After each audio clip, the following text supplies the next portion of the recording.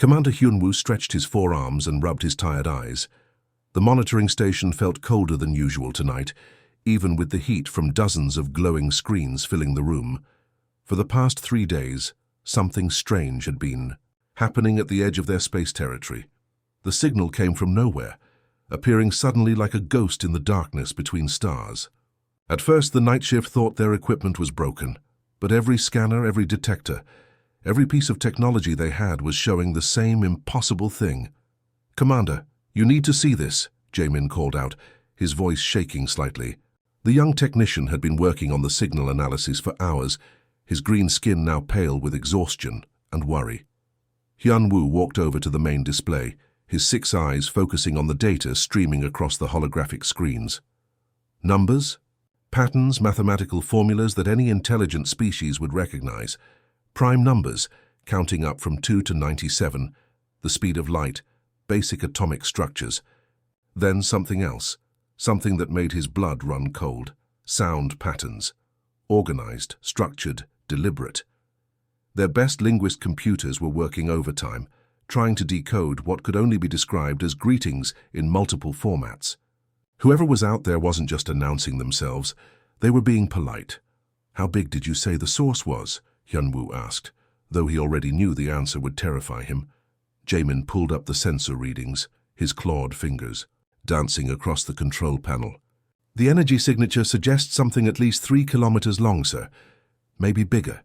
Our largest dreadnought is only 2 kilometers. The room fell silent, except for the quiet humming of machinery. Every Zephyrian in the monitoring station knew what this meant. For over 200 years, their confederation had been the dominant power in this part of the galaxy. They had conquered 47 different species, absorbed their technology, and integrated their worlds into the empire. No one had ships bigger than theirs. No one had technology they couldn't understand.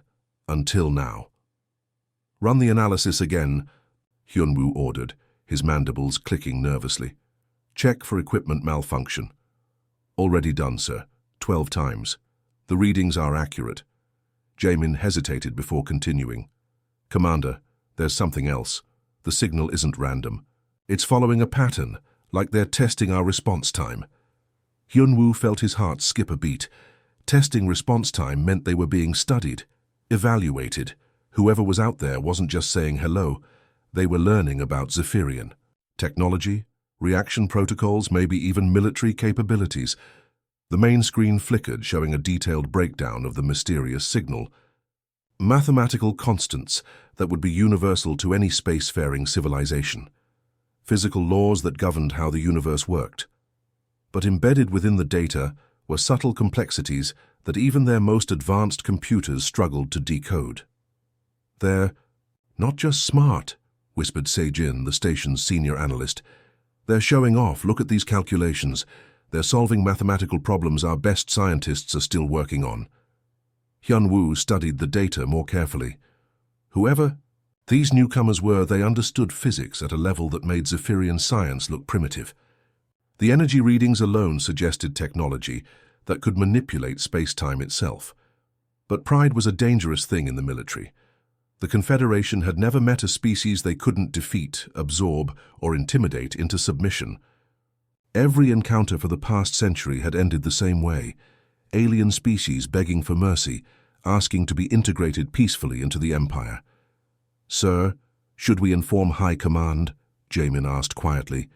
"Not yet," Hyunwoo decided. "Prepare. An intercept force. 3 battlecruisers should be enough to escort them to Processing Station Gamma for evaluation and integration." Se-jin looked up from her console with concern. "Commander, with respect, the energy readings suggest this might not be a normal first contact situation." "Every species thinks they're special," Hyunwoo replied dismissively. "Every civilization believes their technology is superior. But in the end, they all kneel before Confederation might." He turned to address the entire room. "We've integrated 47 species into our empire. What's one more?" The orders went out across the communication network. 3 of the Confederation's most powerful battle cruisers received their mission parameters. Captain Dong-hyun of the Stellar Dominance, Captain Mi-young of the Iron Talon, and Captain Seung-ho of the Dark Victory would rendezvous at the signal's origin point. As the ships powered up their hyperspace engines and disappeared into the void, Hyunwoo couldn't shake a growing feeling of unease. The signal continued its patient broadcast, mathematical elegance mixed with what sounded increasingly like a formal diplomatic introduction. But there was something else hidden in the transmission, something their computers couldn't quite decode. But that felt almost like a warning, as if whoever was out there was politely explaining exactly what would happen if the Zephyrians chose conflict over conversation. 3 days later, when the battlecruisers dropped out of hyperspace at the signal's origin, they would discover that humanity had spent centuries learning one simple truth. The best diplomacy came from a position of absolute strength. Captain Min Ho felt the familiar hum of the UES Retribution beneath his feet as he stood on the command bridge. The massive human warship had been his home for 3 years, and every vibration, every sound told him exactly what his ship was thinking.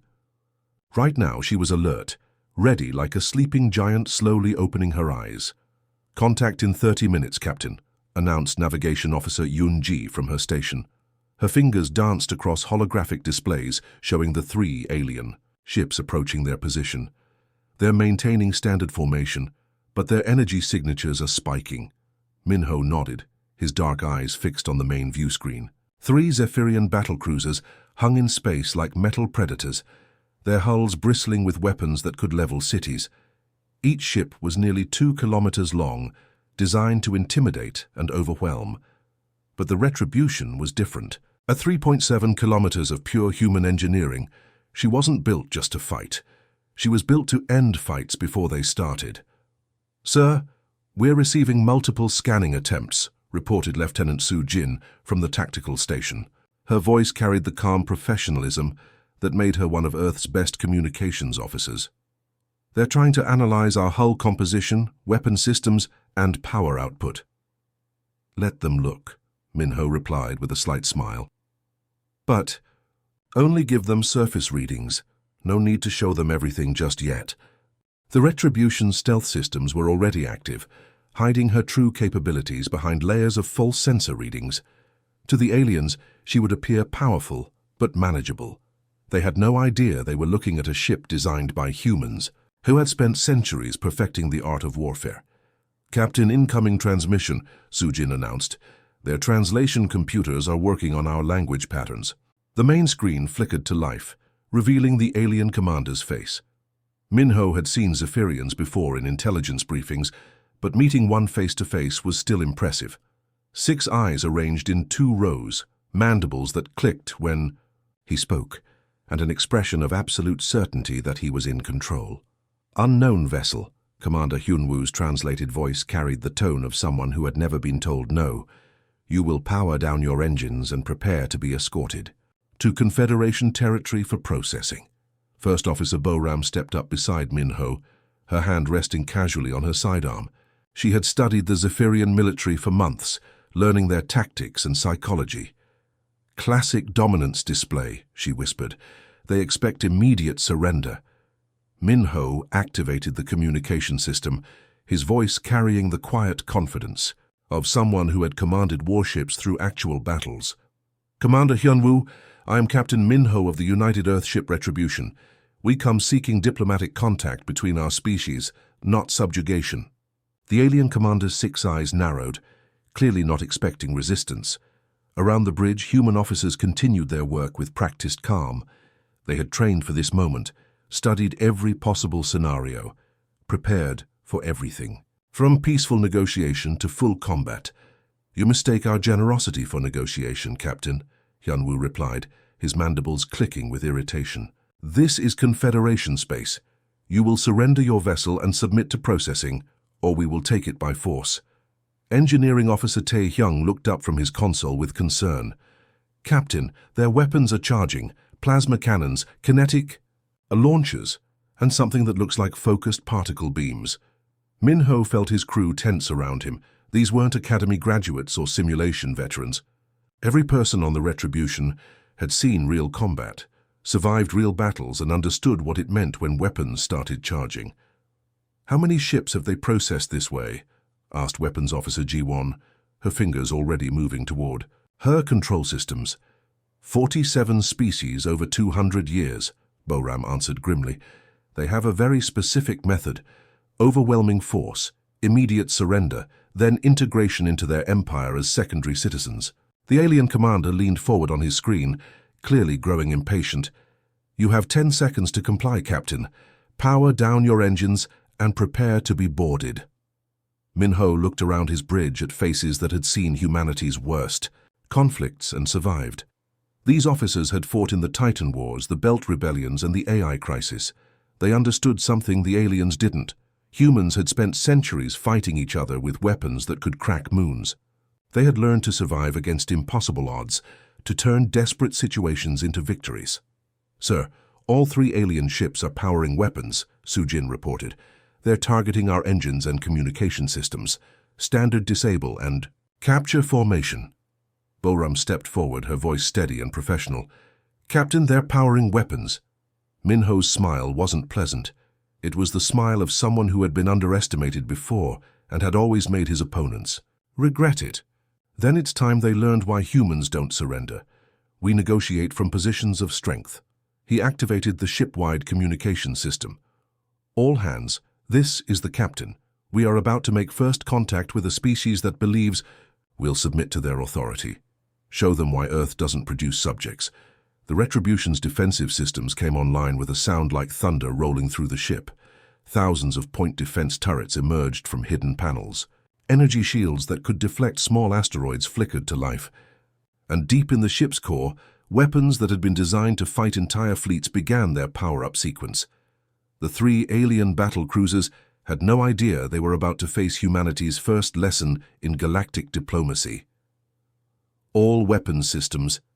It's online, Captain, Tae-hyung announced from his weapons control station, his voice carrying the calm tone of someone who had trained for this moment his entire career.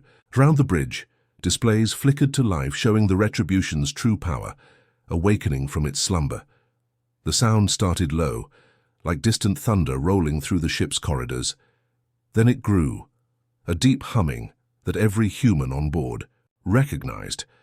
It was the sound of 10,000 automated defense systems coming online simultaneously. Point defense turrets emerged from hidden panels along the hull, like flowers blooming in fast motion. Energy projectors that had been disguised, as simple hull plating began to glow with barely contained power. Defensive grid at full readiness, reported Defense Coordinator Su Jin, her fingers dancing across holographic controls. All sectors showing green. We're ready for whatever they throw at us. Captain Minho stood with his hands clasped behind his back, watching the tactical display as 3 Zephyrian battle cruisers arranged themselves in attack formation. Each alien ship was massive, bristling with weapons that could destroy cities. But Minho had seen this before. He had commanded ships through the Belt Wars, where human fleets had fought each other with weapons designed to crack asteroids and melt space stations. Captain, they're locking onto us, announced Tactical Officer G1. Multiple targeting systems active. Plasma cannons, kinetic launchers, particle beam weapons. They're preparing for a full assault. On the view screen, Commander Hyun-woo's alien face showed absolute confidence. His 6 eyes gleamed with the certainty of someone who had never lost a battle. Around him, Zephyrian officers worked at their stations, preparing weapons that had conquered 47 different species across 2 centuries. Fire all weapons, Hyun-woo commanded, his mandibles clicking with satisfaction. Disable their engines and communication systems. Standard capture protocol. What happened next turned space into a battlefield light show that would have been beautiful if it weren't so deadly. Plasma torpedoes streaked through the void like angry red stars, each one carrying enough energy to vaporize a small building. Kinetic missiles followed behind them. Solid metal projectiles accelerated to incredible speeds by magnetic launchers. Focused particle beams lanced out from the alien ships, invisible death rays that could cut through most known materials like hot knives through butter, all of it aimed at the single human vessel that hung in space like a patient predator. Impact in 15 seconds, Su Jin reported calmly. Defensive systems engaging. The Retribution's response was like watching a master musician play a deadly symphony. Thousands of point defense turrets tracked the incoming projectiles with Computer precision. Their targeting systems calculating intercept courses faster than any organic mind could process. Pulse laser batteries fired in perfect sequence, creating a web of destructive light between the ship and the incoming attack. Plasma torpedoes exploded in brilliant flashes as laser fire detonated them before they could reach their target. Kinetic. Missiles were shattered by precisely aimed pulse bursts, their fragments scattering harmlessly into space. The particle beams struck energy shields that the aliens had never seen before, deflected by technology that bent physics in ways they didn't understand. For 30 seconds, the space around the Retribution looked like the birth of a new star. Explosions bloomed and faded, energy beams scattered in rainbow patterns, and debris from destroyed missiles created glittering clouds that caught the light from distant suns. When the barrage finally ended, the human ship hung in space exactly where it had been before. Not a single weapon had touched its hull. Not one system had been damaged. The Retribution hadn't even moved. On the Zephyrian flagship, silence filled the bridge like a physical weight. Officers stared at their displays, checking and rechecking, readings that told them something impossible had just happened. Their most powerful weapons, the tools that had conquered nearly 50 worlds, had been casually brushed aside like annoying insects. "Impossible," Commander Hyunwoo whispered, his 6 eyes wide with disbelief. "Nothing can defend against a full Confederation assault." Captain Minho's voice crackled over the communication channel, carrying a tone of polite interest rather than triumph. "Commander, you've seen our defensive capabilities. Now observe our offensive ones." On the Retribution's bridge, Navigator Yoonji highlighted a target on the tactical display. A large asteroid drifted nearby, a chunk of rock and metal that had been wandering through space for millions of years. It was roughly spherical, about 2 kilometers across, big enough to have its own weak gravity field. "Target acquired, Captain," Yoonji reported professionally. "Class M asteroid, approximately 2 kilometers diameter. Composition shows iron, nickel, and various rare metals. Estimated mass, 2 billion tons." Minho studied the target for a moment, then nodded. "Fire 1 round, minimum yield."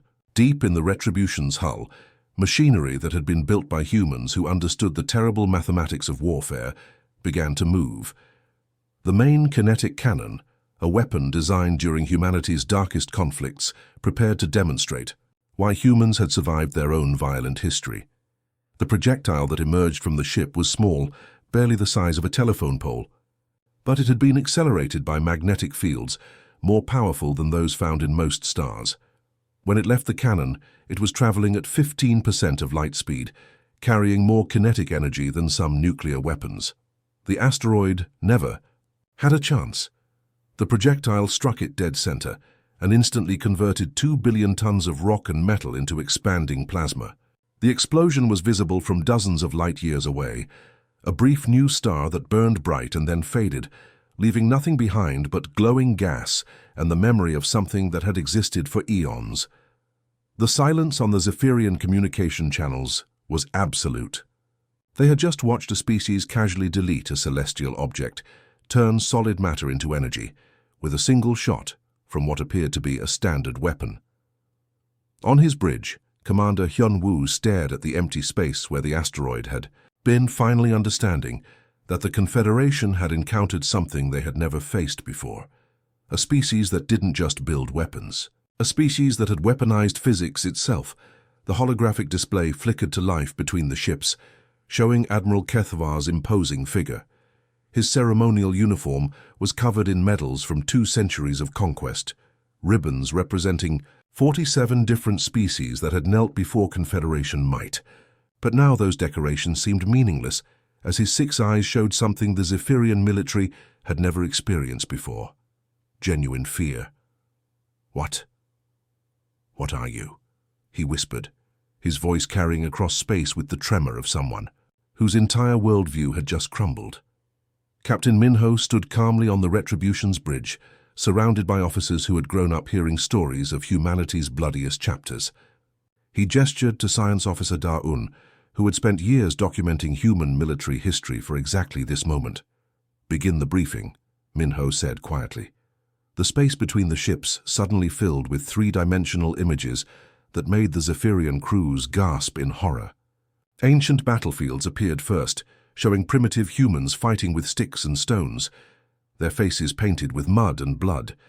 But these weren't random conflicts. These were organized wars, strategic battles where humans had learned to kill each other with terrifying efficiency. "We are descendants of warriors, Admiral," Minho explained as the images shifted through time. Medieval knights clashed with swords that could cleave through armor. Cannons roared on Renaissance battlefields where humans had learned to kill from a distance. For 10,000 years we fought each other. Every generation found new ways to destroy the one before it. The holographic display moved faster now, showing centuries of human conflict compressed into minutes. Musket battles where disciplined formations cut down charging cavalry, artillery barrages that turned forests into moonscapes, naval battles where humans learned to sink each other's ships with explosive shells.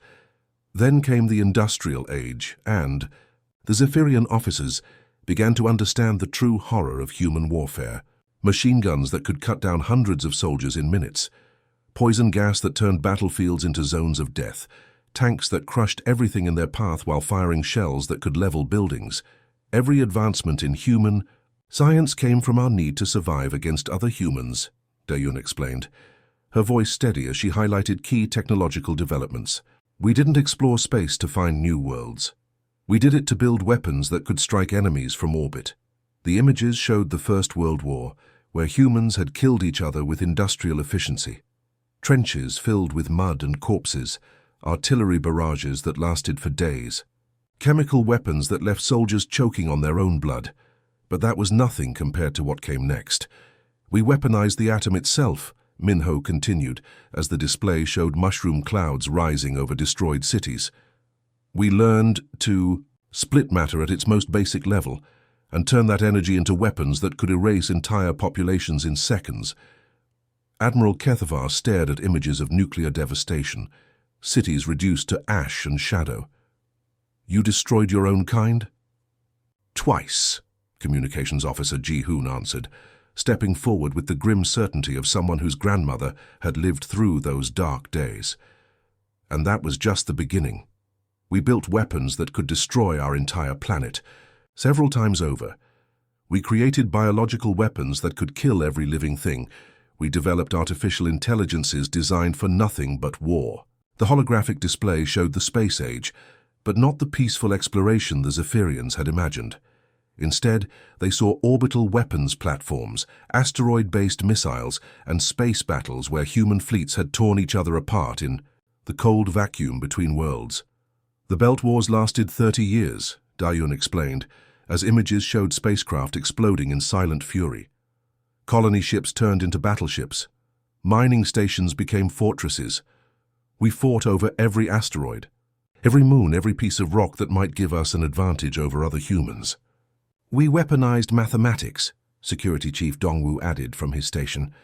"Our computers learned to calculate the most efficient ways to kill. We turned physics into a tool of destruction. We made biology itself into a weapon." The Zephyrian Admiral watched in fascination and horror as the display showed humanity's greatest conflicts. The AI crisis, where humans had fought against their own mechanical creations. The Gene Wars, where different human factions had tried to create superior soldiers through biological modification. The Titan Rebellion, where colonists had fought Earth itself, using weapons carved from moon-sized asteroids. "But you're peaceful now?" Kethavar asked desperately, clinging to hope that this nightmare species might somehow be controllable. Ji-hoon's expression was grave as she answered, "We unified only after we nearly destroyed ourselves, Admiral. The final war lasted 3 days and killed 2 billion people. We learned that the greatest victory is making war unnecessary." She paused, letting the implications sink in. Around the bridge, human officers nodded with the quiet understanding of people whose species had stared into the abyss and somehow chosen to step back. "Every human ship carries the lessons of countless battles," she continued. "We build for peace, but we prepare for anything. The Retribution isn't just a warship. She's a library of every mistake we ever made, every victory we ever won, every lesson we learned while trying to kill each other." The holographic display shifted to show technical readouts of the human vessel. Not just weapons, but defensive systems, medical facilities, diplomatic quarters, scientific laboratories. A ship designed by people who understood both war and peace. Our children grow up learning about the wars so they never have to fight them, Minho added. Every human officer studies the battles of the past so they can prevent the battles of the future.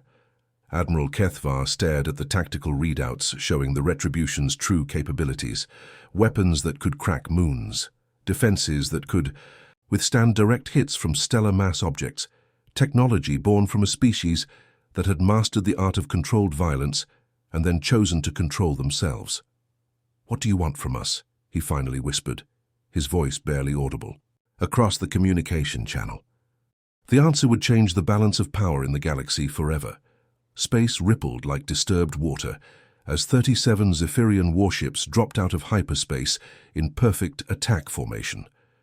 Admiral Kethvar had brought the Confederation's most powerful fleet, expecting to find debris from 3 destroyed battlecruisers and maybe some human survivors begging for mercy. Instead, his tactical officers immediately began shouting alerts that made his blood run cold. "Admiral, we have multiple contacts," his sensor operator announced, his voice cracking with disbelief. 12 vessels in defensive formation. They're massive, sir." The main display showed something that should have been impossible. 12 human warships hung in space like sleeping giants, each one larger than anything in the Confederation fleet. They weren't moving aggressively or powering weapons. They were just there, existing with the quiet confidence of creatures that had never met a predator they couldn't handle. "How did they get here so fast?" Kethvar demanded. "Our ships were supposed to have a 6-hour head start." "Unknown, sir," his navigation officer replied nervously. "But Admiral, look at their formation. It's not random. They're positioned to cover every attack vector, every escape route. If we wanted to run, we'd have to fight our way through them, Captain."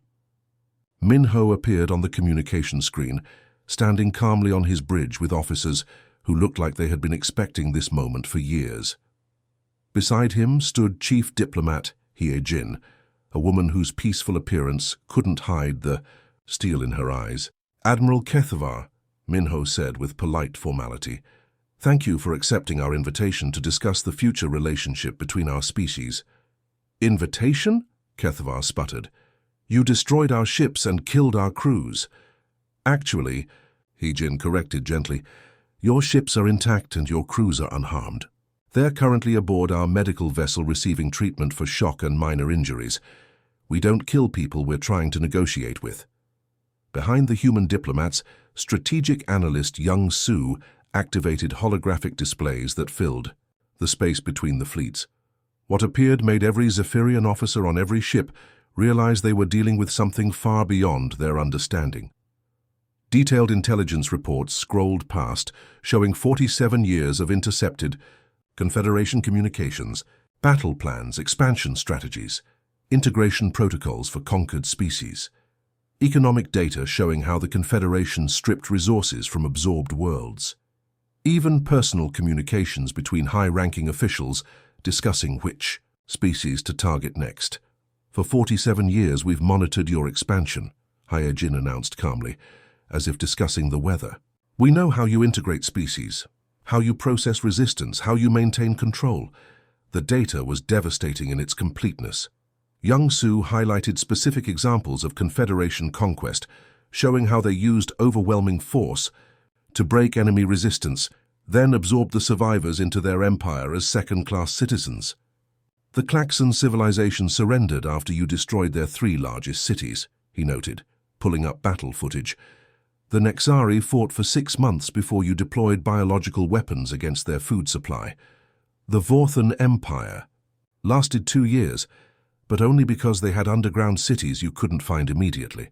Admiral Kethvar felt his confidence crumbling as he realized the humans knew everything. Every tactic, every strategy, every dirty secret the Confederation had accumulated over 2 centuries of conquest. "We offer you a choice," Captain Minho continued, his voice carrying the quiet authority of someone who had commanded fleets through actual wars. "Engage with humanity as equals, trade knowledge, share resources, defend each other's interests."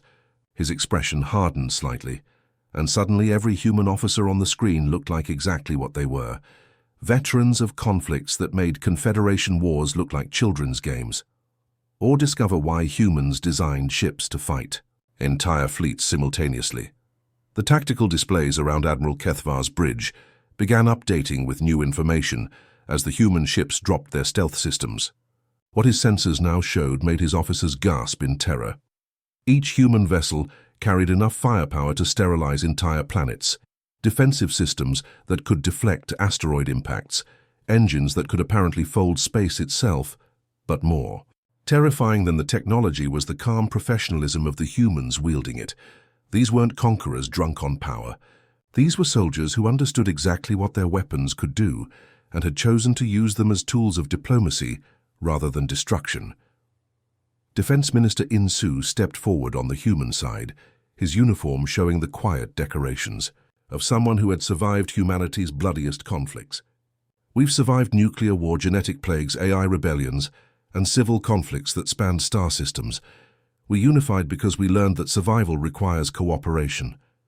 He paused, his eyes meeting those of every Zephyrian officer who was watching. But we never forgot how to fight. The silence stretched across space as the Confederation leadership processed what they were facing. For 200 years, they had been the apex predators of this region of space. Every species they encountered had either submitted or been destroyed.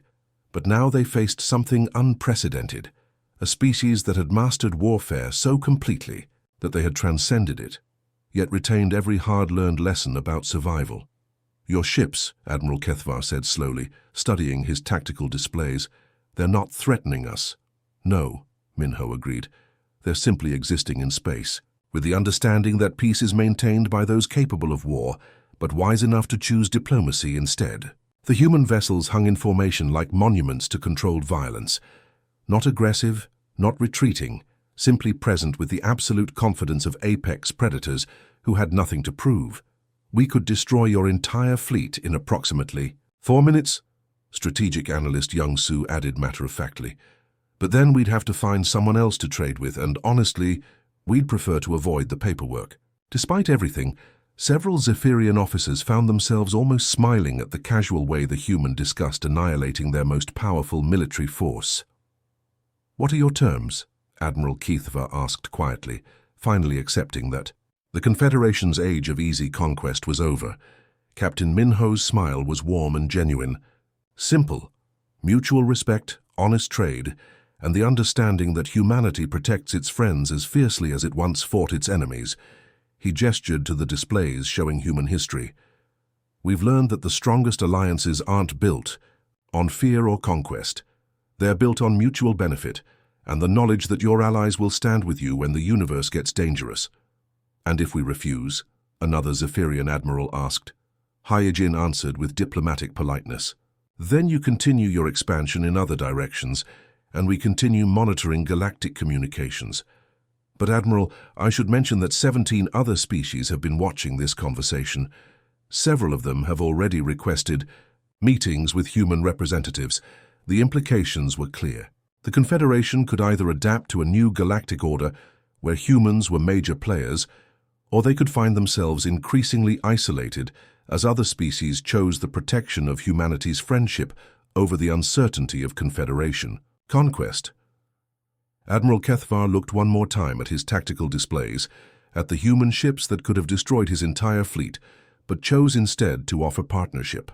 For the first time in Confederation history, they faced a species that was offering cooperation from a position of absolute strength. "We accept," he said finally. The first human-alien alliance was born not from conquest or submission, but from the recognition that sometimes the strongest peace comes from those who understand war best. The end.